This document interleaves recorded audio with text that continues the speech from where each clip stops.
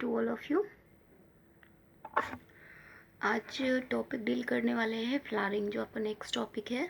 उसमें दो चीज़ें आती हैं, एक तो फोटो पीरियोडिज्म आपको पढ़नी है और दूसरा है वर्नलाइजेशन। ठीक है, तो आज बेसिकली फोटो पीरियोडिज्म स्टार्ट करेंगे।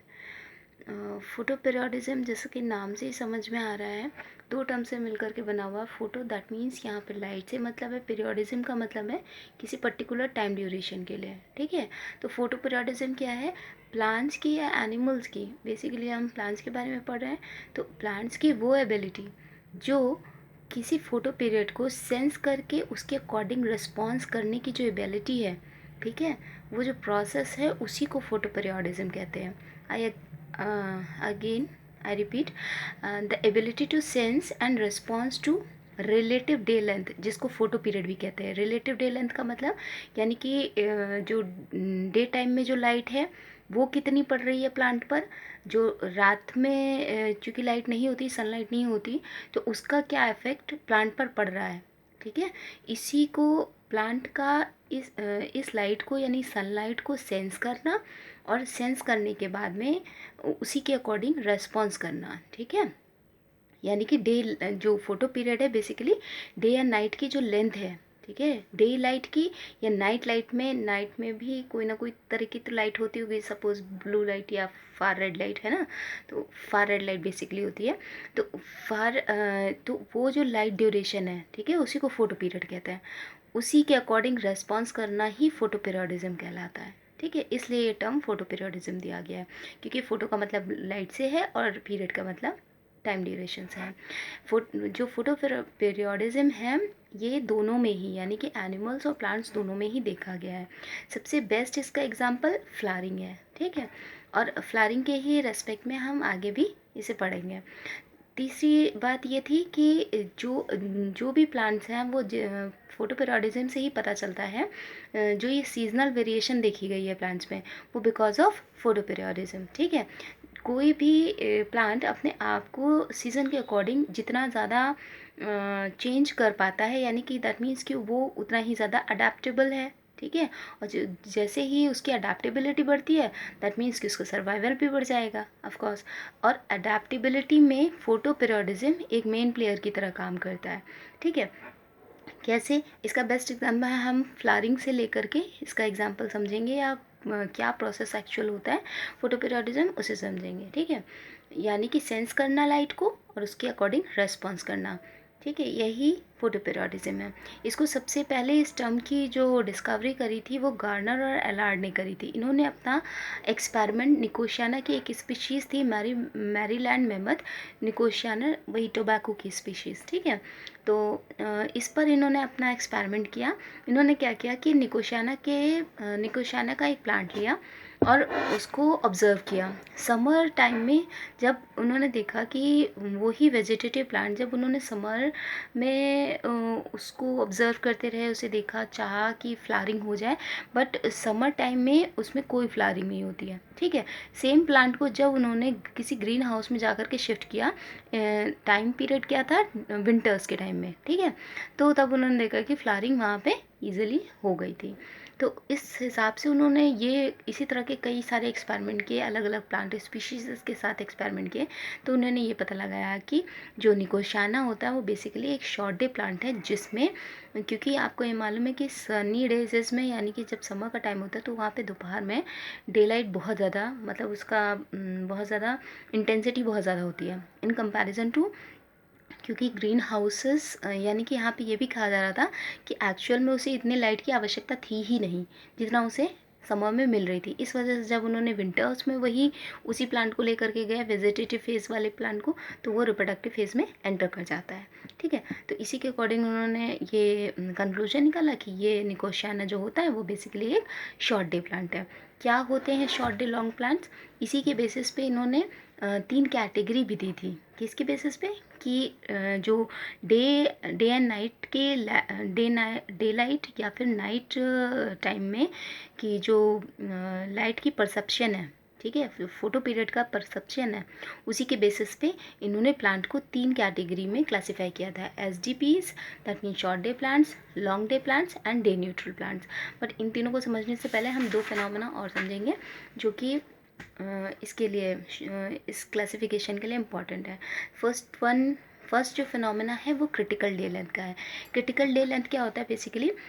Critical day length is the photo period required to induce flowering. ड्यूस मीन्स कि किसी भी प्लांट के लिए कितना नंबर ऑफ फोटो पीरियड, कितना नंबर नहीं, या फोटो पीरियड या ड्यूरेशन ऑफ लाइट कितनी इम्पॉर्टेंट है, किस लिए? ताकि उसमें फ्लावरिंग को वो इंड्यूस कर सके, यानी कि फ्लावरिंग को प्रमोट कर सके या इनिशिएट कर सके।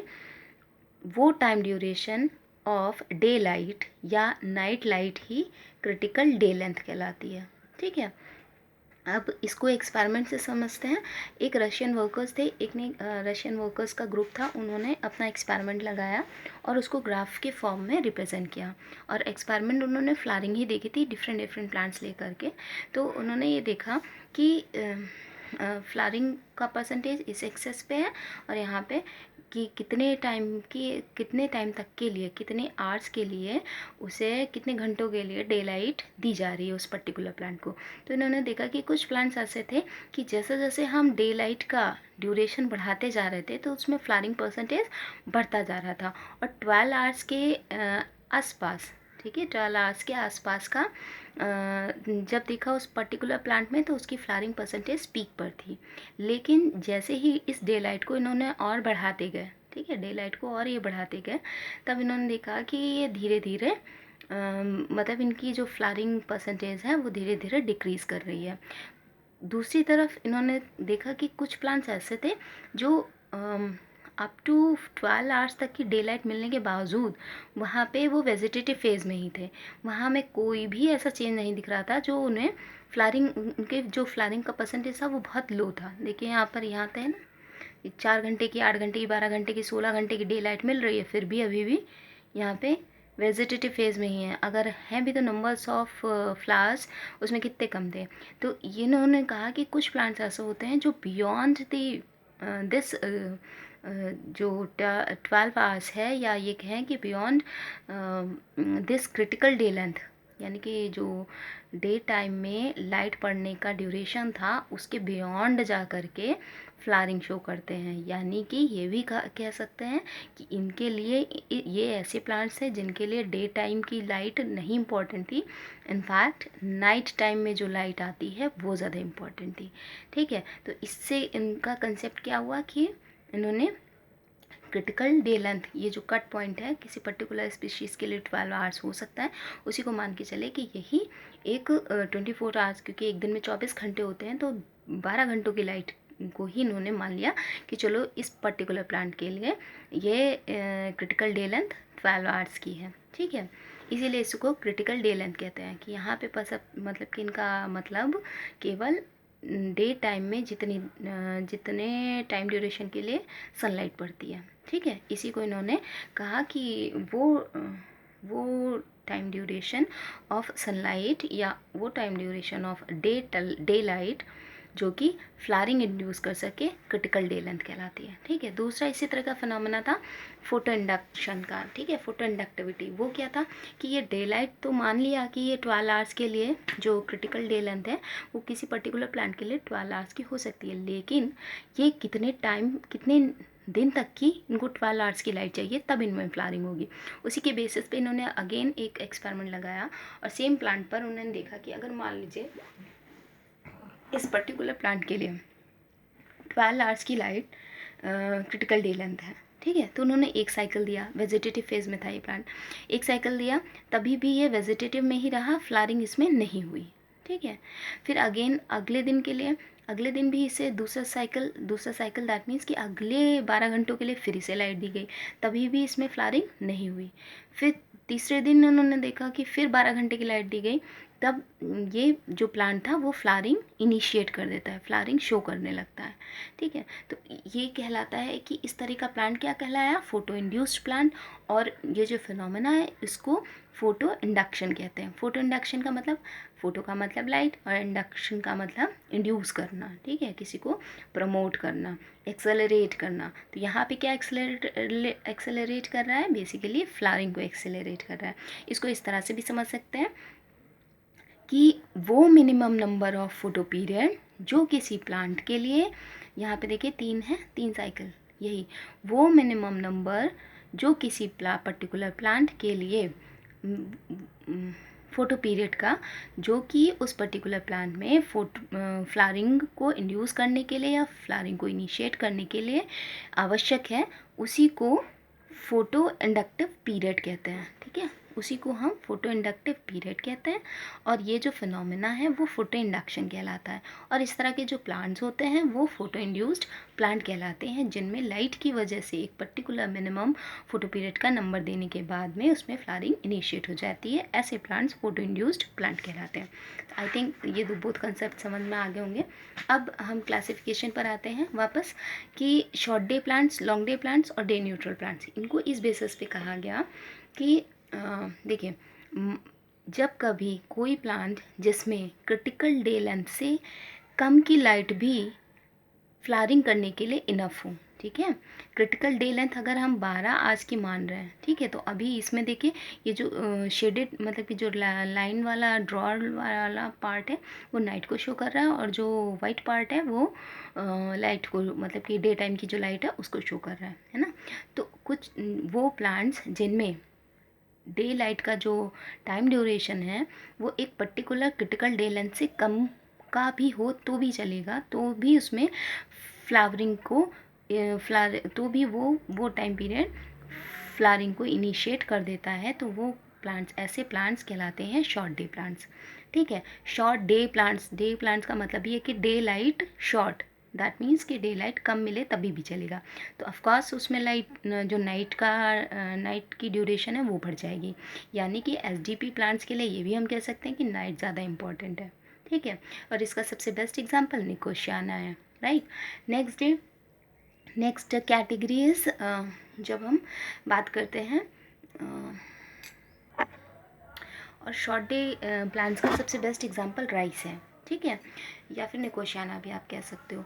लॉन्ग डे प्लांट की कुछ प्लांट्स जिनमें एक क्रिटिकल डे लेंथ तक या फिर उससे ज़्यादा की लाइट फ्लावरिंग के लिए चाहिए ही चाहिए, वो ऐसे प्लांट्स लॉन्ग डे प्लांट्स कहलाते हैं। Long day plants, that means long का मतलब डे लाइट ज़्यादा मिले जिन्हें। ठीक है, नेसेसरी हो फ्लावरिंग के इनिशिएशन के लिए डे लाइट ज़्यादा नेसेसरी है। ठीक है, तो ऐसे प्लांट्स लॉन्ग डे प्लांट्स कहलाते हैं। शॉर्ट डे का कंसेप्ट ऐसे समझिए, short day that means day light कम भी होगी तभी भी चलेगा। ठीक, तो वो ऐसे प्लांट्स जिसमें पर्टिकुलर क्रिटिकल डे लेंथ से तक की या फिर उससे ज़्यादा की लाइट चाहिए फ्लावरिंग को इनिशिएट करने के लिए, ऐसे प्लांट्स लॉन्ग डे प्लांट्स कहलाते हैं। और इसका सबसे बेस्ट एग्जांपल अराबिडोप्सिस है। ठीक है, अराबिडोप्सिस बेसिकली वो प्लांट है जिस पर ज़्यादा से ज़्यादा जेनेटिक एक्सपेरिमेंट या फिर जितना भी रिसर्चेस करी जाती हैं वो सबसे ज़्यादा, क्योंकि इसका जीनोम भी बहुत सिंपल है और एक ऐसा वाइल्ड प्लांट है जो हर जगह अवेलेबल भी होता है। ठीक है, इसलिए, और या फिर आप इसको ऐसे भी याद कर सकते हो, ज़ूलॉजी में आप जब ड्रोसोफिला पढ़ते हो, ठीक है, तो ड्रोसोफिला का कंपैरिजन यहाँ पे बॉटनी में अराबिडोप्सिस से किया जाता है। ठीक है, तो अराबिडोप्सिस जो है एक लॉन्ग डे प्लांट है। शॉर्ट डे प्लांट का आप याद रखो राइस, ठीक है, चावल, वो एक शॉर्ट डे प्लांट है। Next category is day neutral plant की आती है। वो क्या, जिनमें फ्लावरिंग का किसी डे लाइट परसेप्शन से कोई मतलब ही नहीं है, यानी कि डे लाइट या नाइट लाइट से कोई अफेक्ट उसकी फ्लावरिंग पर नहीं पड़ता है, ऐसे प्लांट डे न्यूट्रल प्लांट कहलाते हैं। और इसका सबसे बेस्ट एग्जांपल क्या है, टोमेटो है। ठीक है, टोमेटो डे न्यूट्रल प्लांट कहलाता है। नेक्स्ट लाइट ट्रीटमेंट की बात करते हैं, तो ये तो हो गया क्लासिफिकेशन शॉर्ट डे और लॉन्ग डे का। अब इसका बेसिक रीज़न तक क्या था, उसके लिए क्या फिर एक एक्सपेरिमेंट सेटअप किया गया और उसमें लाइट ट्रीटमेंट दिया गया। ठीक है, तब देखा गया कि लॉन्ग डे प्लांट में और शॉर्ट डे प्लांट्स में फ्लावरिंग किस में हो रही है, किस में नहीं हो रही है। तो जब कभी किसी प्लांट मतलब 9 आवर्स की लाइट दी जा रही थी और 15 आवर्स का डार्क पीरियड था, तब देखा गया कि लॉन्ग डे प्लांट जो हैं उन वो तो वेजिटेटिव रहते हैं, जबकि शॉर्ट डे प्लांट्स में फ्लावरिंग हो जाती है। अगेन दूसरी बार लाइट ट्रीटमेंट दिया गया तो ये देखा गया कि जब 15 आवर्स की लाइट दी जा रही थी और मतलब कि डार्क पीरियड कम है और लाइट पीरियड ज़्यादा है, तब क्या हो रहा है कि लॉन्ग डे प्लांट्स तो फ्लावरिंग शो करते हैं, जबकि शॉर्ट डे प्लांट्स क्या हैं, वेजिटेटिव रह जाते हैं। नेक्स्ट ट्रीटमेंट ऐसा दिया गया कि पर्टिकुलर किसी प्लांट के लिए मान लीजिए ऑप्टिमम जो भी फोटो पीरियड था वो दिया गया लॉन्ग डे प्लांट को, मतलब कि लॉन्ग डे प्लांट को, हाँ, तो वो फ्लावरिंग शो कर रहा है। और दूसरी तरफ दूसरे केस में कि शॉर्ट डे प्लांट के लिए भी जो पर्टिकुलर ऑप्टिमम नाइट का टाइम था, नाइट ड्यूरेशन थी, वो भी दी गई, ठीक है। इवन लेकिन साथ में उसे एक नाइट ब्रेक भी दे दिया गया। नाइट ब्रेक दैट मीन्स कि रेड लाइट का एक फ्लैश भी मार दिया गया। तो उससे क्या हुआ कि जो प्लांट था एसजीपी प्लांट थे, यानी कि शॉर्ट डे प्लांट्स हैं, वो वेजिटेटिव ही रह जाते हैं, उनमें फ्लावरिंग शो नहीं करता है। जबकि यहाँ पे भी लाइट तो 15 आवर्स की ही दी जा रही है टोटल ड्यूरेशन अगर देखा जाए, लेकिन फिर भी बिकॉज ऑफ यहाँ पे नाइट ब्रेक कर दिया गया, यानी कि वो ही लाइट दे दी गई जो दिन में सनलाइट के समय रहती है, दोपहर के समय रहती है, ठीक है। रेड लाइट का फ्लैश दिया गया तो ये प्लांट वेजिटेटिव ही रह जाते हैं। एक नेक्स्ट कैटेगरी में ऐसा दिया गया कि इक्वली 12 आवर्स की लाइट दी गई, 12 आवर्स की लाइट दी गई, 12 आवर्स का डार्क दिया गया, डार्क पीरियड दिया गया। तो देखा गया कि लॉन्ग डे प्लांट्स तो फ्लावरिंग शो करते थे, लेकिन short day plants flowering show नहीं करते थे, वो वेजिटेटिव ही रह जाते हैं, ठीक है। तो इससे फिर कंक्लूजन, इस लाइट ट्रीटमेंट से कंक्लूजन क्या निकला, इससे ये पता लगा कि कोई ऐसी चीज़ है, ठीक है, हर प्लांट में कोई ना कोई ऐसा पिगमेंट या फिर कोई ऐसी प्रोटीन है जो कि इंटर कन्वर्टेबल फॉर्म में है, ठीक है। वो बेसिकली बाद में पता लगा कि वो क्या चीज़ थी, फाइटोक्रोम थी, ठीक है। फाइटोक्रोम को ही इसके लिए फिर अगेन कुछ रिसर्चर्स हुई, एक्सपेरिमेंट लगाए गए और तब देखा गया, शॉर्ट डे प्लांट्स पर एक्सपेरिमेंट किए गए थे कि जैसे रेड लाइट का फ्लैश देते थे तो फ्लावरिंग उसमें इनहिबिट हो जाती थी। रेड प्लस पहले एक बार रेड लाइट का दिया गया, फिर फार रेड लाइट का दिया गया, तो वो फ्लावरिंग को प्रमोट करता था। फिर रेड लाइट दी गई, फार रेड लाइट दी गई, अगेन रेड लाइट दी गई, तब फिर से इनहिबिट हो जाती थी।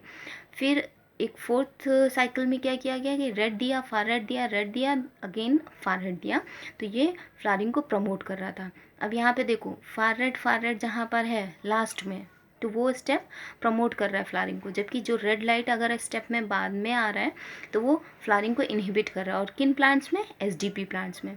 तो इससे कंक्लूजन क्या निकला, इन एक्सपेरिमेंट से कंक्लूजन ये निकला कि प्लांट्स की जो लीव्स हैं उनमें कोई ना कोई ऐसा फोटो रिवर्सिबल या कहें कि इंटरचेंजेबल कोई सब्सटेंस है वहाँ पर। वो बाद में पता लगा कि basically these are the photo receptors, ठीक है। वो क्या था, फाइटोक्रोम था। जो फाइटोक्रोम होता है वो फ्लावरिंग में बहुत मेन प्लेयर है, सिग्निफिकेंट रोल प्ले करता है, और दो फॉर्म में पाया जाता है, पीआर फॉर्म में, पीएफआर फॉर्म में, ठीक है। फाइटोक्रोम बेसिकली फोटो रिसेप्टर है, बिलीप प्रोटीन का बना होता है, यानी कि इज अ प्रोटीन। और रिसेप्टर किसका होता है, रेड लाइट का और फार रेड लाइट का रिसेप्टर होता है, ठीक है। जैसे कि आपने जब फोटोसिंथेसिस पढ़ा होगा तो उसमें आप P700 फोटो सिस्टम 2 के लिए P60 पढ़ते हो, तो या क्लोरोफिल ए पढ़ते हो, जिंथोफिल मॉलिक्यूल्स पढ़ते हो, these are the photo receptor ना, क्योंकि सनलाइट के लिए तो उस वक्त वहाँ पे वही फोटो रिसेप्टर है।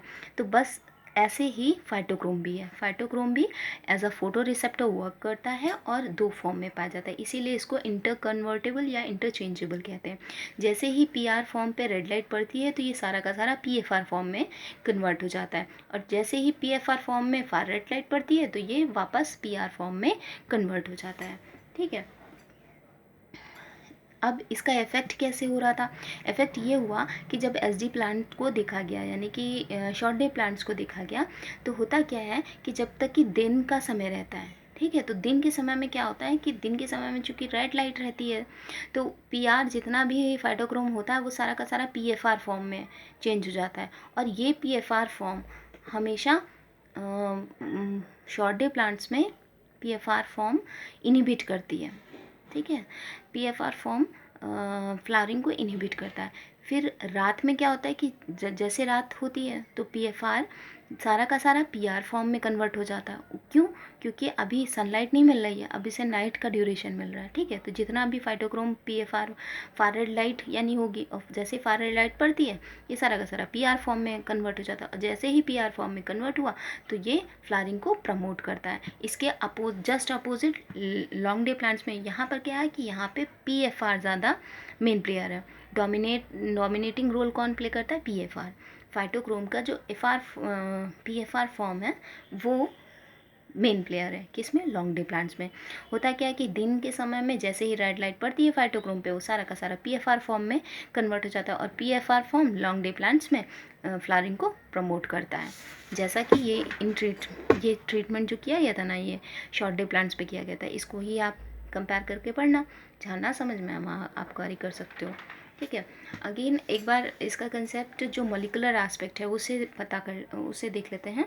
एक बाद में रिसेंट रिसर्चेस हुई तो पता लगा कि फ्लोरिजन नामक एक हार्मोन भी है जो फ्लावरिंग में एक मेन प्लेयर की तरह काम करता है। एक्चुअल में ये फाइटोक्रोम का होना या फिर लाइट का परसेप्शन या डे लाइट, ये सारा एक्चुअल में एक्टिवेट किसे कर रहा था? फ्लोरिजन को एक्टिवेट कर रहा था। ये जो हार्मोन होता है ये लीफ पर सिंथेसाइज होता है, बट लीफ पर सिंथेसाइज तो होता है लेकिन मूव करके कहाँ पे जाता है? फ्लोएम के थ्रू जा करके शूट एपिकल मेरिस्टम पर। ठीक है, जहाँ पे वेजिटेटिव बड लगी रहती हैं जो रिप्रोडक्टिव फेज में जाती हैं, और उसके बाद में वहाँ से बर्ड निकलेगी, देन फ्लावरिंग स्टार्ट हो जाती है। ठीक है, तो ये जो मेन प्लेयर है वो कौन हुआ? फ्लोरिजन हार्मोन हुआ। ठीक है, अब इसकी अगर कैस्केडिंग एक बार देखें इसके अलावा, तो तब देखा गया कि सिग्नलिंग अगर बात करें तो कांस्टेंट एक प्रोटीन है जिस पर कई चीज़ों का इफेक्ट पड़ता है, जैसे कि external environment, that means temperature, और light that means photo period. ठीक है, इसके अलावा कांस्टेंट इटसेल्फ अपने आप को रेगुलेट करता है। इसके अलावा एक और हार्मोन है जिसे आपने सुन रखा है, जिबरेलिन। जिबरेलिन का भी कांस्टेंट पे बहुत इफेक्ट पड़ता है, जो कि फ्लावरिंग को प्रमोट करता है। ठीक है, फ्लावरिंग में एक मेन प्लेयर जिबरेलिक एसिड या जिबरेलिन भी है। ठीक है, जब ये हार्मोन पढ़ाऊंगी तो उसमें कवर कर लेंगे। कांस्टेंट क्या करता है? एफटी, यानी कि जो फ्लोरल स्टिमुलस जो कि फ्लोरिजन को एक्टिवेट कर देता है। ठीक है, जो कि फ्लोरिजन को एक्टिवेट करता है, एसिजिन को कांस्टेंट एसिजिन को एक्टिवेट करता है। ये एफटी प्रोटीन किसी एफडी के साथ में, एफडी क्या है? मेरिस्टमैटिक जीन है, क्योंकि शूट अपिकल मेरिस्टम पे जाएंगे जब डिवीजन होगा तभी तो फ्लावर या बर्ड या लीफ प्राइमोर्डिया या फ्लोरल बर्ड प्राइमोर्डिया बनेगा ना, तभी तो फ्लावरिंग बनेगी। तो इसलिए ये एफडी के साथ में एक प्रोटीन है, या ये कहें कि हाँ प्रोटीन है जिसके साथ मिलकर के ये सॉक प्रोटीन को एक्टिवेट करता है। सॉक प्रोटीन क्या होती है? ये बेसिकली फ्लावरिंग के लिए रिस्पॉन्सिबल जीन्स हैं। ठीक है, सॉक को प्रमोट करता है, जो कुछ सॉक को एक्टिवेट करने के बाद या तो ये डायरेक्ट लीफ जो फ्लावरिंग के लिए जो रिस्पॉन्सिबल जीन है उन्हें एक्टिवेट कर देता है, वो मे बी लीफी जीन हो सकते हैं, एपिटेला 1 हो सकता है, या फिर एगेमस लाइक 24। ठीक है, डायरेक्ट भी कर सकता है या फिर दोनों को अलग अलग इनडायरेक्टली। ठीक है, प्रमोट कर देता है, और जैसे ये एक्टिवेट होते हैं तो फ्लावरिंग इनिशिएट हो जाती है। एक और कंसेप्ट आया था एबीसी मॉडल, कि फ्लावर में आपको मालूम है कि 2 एसेसरी वर्ल्ड होते हैं, 2 रिप्रोडक्टिव वर्ल्ड होते हैं, तो उनका फॉर्मेशन कैसे होता है, इसके बेसिस पे उन्होंने एबीसी मॉडल जब दिया गया तो ये कहा गया कि कुछ क्लासेस ऑफ जीन हैं जिनके कॉम्बिनेशंस को लेकर के तब इनका फॉर्मेशन होता है। ठीक है, कैसे? उन्होंने 3 क्लासेस देखे कि ये जो फ्लावर का फॉर्मेशन होता है वो उसके लिए जो रिस्पॉन्सिबल जीन है वो उनकी 3 कैटेगरी है। फर्स्ट कैटेगरी में एपिटेला 1 एपिटेला 2 था, सेकंड कैटेगरी में एपिटेला 3 और पिस्टिलाटा था, जो थर्ड कैटेगरी थी वो एगेमस था। ठीक है, इसमें भी जैसे कॉम्बिनेशन में जब कभी ए जीन केवल होता था तो वो फॉर्मेशन करता था सेपल का, जब ए बी का कॉम्बिनेशन मिलता था तब वो पेटल का फॉर्मेशन करता था, जब कभी बी सी का कॉम्बिनेशन होता था वो स्टेमन बनाएगा, और जब कभी केवल सी क्लास के जीन रहते थे तो वो कार्पल बनाता था। जैसे कि एग्जांपल में अगर मैं ये कहूँ कि और यह हमेशा है कि ए सी को रिप्लेस कर सकता है और सी ए को रिप्लेस कर सकता है। ठीक, मान लीजिए मैं ये कहती हूँ कि किसी प्लांट में बी टाइप के बी टाइप या सी टाइप ले लीजिए। चलिए बी टाइप ही ले लेती हूँ कि बी टाइप के जो जीन था वो म्यूटेट कर गया। ठीक है, बी टाइप का जीन म्यूटेट कर गया। अब क्या होगा, बी टाइप का जीन म्यूटेट कर गया, दैट मीन्स कि अभी जो कमिंग जनरेशन आएगी तो उसमें जो कॉम्बिनेशन होगा वो क्या होगा, ए तो ऐसा सच रहेगा। ठीक है, दूसरी कैटेगरी में भी ए एज सच रहेगा। बी म्यूटेट कर गया ना, तो यहाँ पे तो मैं ऐसे लिख दूँ, राइट, यानी कि ये म्यूटेट कर गया। नेक्स्ट लाइन में क्या आएगा, बी आता तो ये तो म्यूटेट कर गया। ठीक है, यानी यहाँ पे केवल सी रह गया और लास्ट वन सी रह गया।